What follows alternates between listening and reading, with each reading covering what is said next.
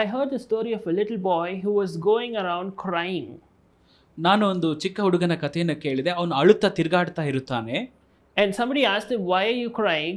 ಕೆಲವರು ಕೇಳ್ತಾರೆ, ಏನಕ್ಕಾಗಿ ನೀನು ಅಳ್ತಿದ್ಯಾ ಮಗು ಎಂಬುದಾಗಿ. He said, "I just heard that Jesus died for my sins. So ಅವನು ಹೇಳ್ತಾನೆ, ನಾನು ಈಗ ತಾನೇ ಕೇಳಲ್ಪಟ್ಟೆ ಯೇಸು ನನ್ನ ಪಾಪಗಳಿಗಾಗಿ ಸತ್ತು ಹೋಗಿದ್ದಾನೆ ಎಂದು. So I wanted to go and visit his body." So ನಾನು ಹೋಗಿ ಆತನ ದೇಹವನ್ನು ನೋಡಬೇಕು ಎಂಬುದಾಗಿ. And then the person said, "But this happened 2000 years ago." ಆದರೆ ಆ ವ್ಯಕ್ತಿ ಹೇಳ್ತಾನೆ, ಇದು 2000 ವರ್ಷಗಳ ಹಿಂದೆನೇ ಆಗೋಗಿದ್ದ ಕಥೆ ಅಲ್ವಾ.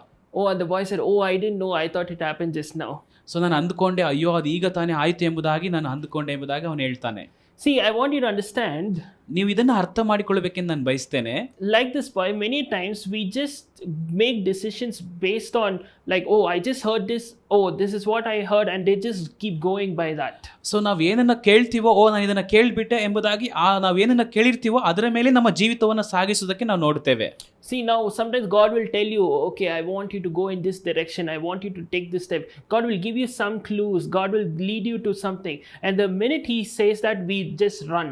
ಸೊ ದೇವ್ರು ಹೇಳ್ತಾರೆ, ಕೆಲವೊಂದು ಸಾರಿ ನೀವು ಈ ಸ್ಥಳಕ್ಕೆ ಹೋಗಬೇಕು, ಇದನ್ನು ಮಾಡಬೇಕು, ಅಲ್ಲಿಗೆ ಹೋಗ್ಬೇಕೆಂಬುದಾಗಿ ಅದನ್ನು ಕೇಳಿದ ತಕ್ಷಣ ನಾವು ಅದನ್ನು ಮಾಡೋದಕ್ಕೆ ಓಡಿ ಹೋಗ್ಬಿಡ್ತೇವೆ. But what I want you to understand is, ಆದರೆ ನೀವೇನನ್ನು ಅರ್ಥ ಮಾಡಿಕೊಳ್ಳಬೇಕೆಂದು ನಾನು ಬಯಸ್ತೇನೆ ಅಂದ್ರೆ, it's good to go by what God told. ದೇವರು ಏನನ್ನು ಹೇಳ್ತಾರೋ ಹಾಗೆ ನಾವು ಹೋಗುವುದು ಒಳ್ಳೆಯದು. But you need to be in constant fellowship with God. ದೇವರೊಂದಿಗೆ ಸತತವಾಗಿರುವಂತ ಸಂಬಂಧ ನಿಮಗೆ ಇರಬೇಕು. To listen to what he is telling you now. ಆದ್ರೆ ಈಗ ಆತನು ಏನ್ ಹೇಳ್ತಾನಂತ ಕೇಳುವಂತ ಅನ್ಯೋನ್ಯತೆ ನಿನಗೆ ದೇವರೊಂದಿಗೆ ಇರಬೇಕು.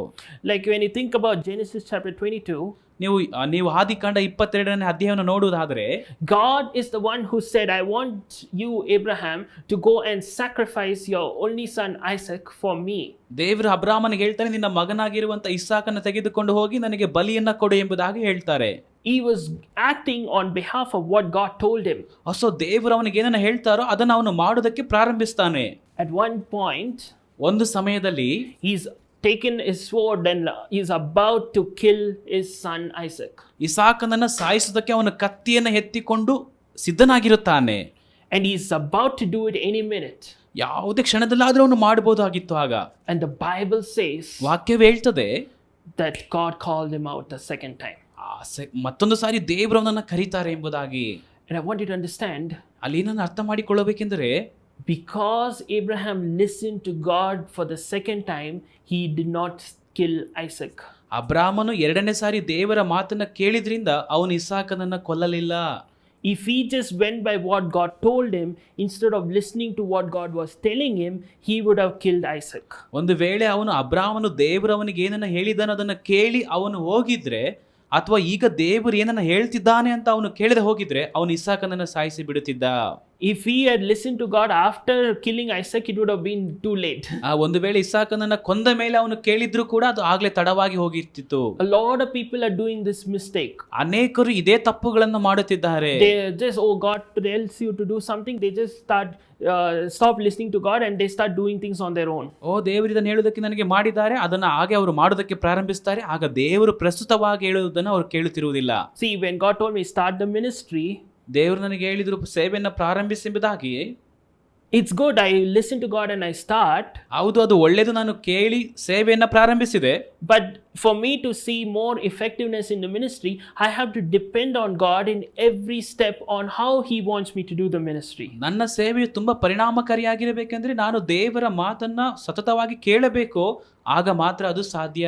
So my challenge to each one of you is, ನನ್ನ ಒಂದು ಸವಾಲು ಏನೆಂದರೆ ನಿಮ್ಮೆಲ್ಲರಿಗೂ ಕೂಡ, don't just go by what God told you 5 years ago or 10 years ago or 15 minutes ago. Go by what God is telling you now.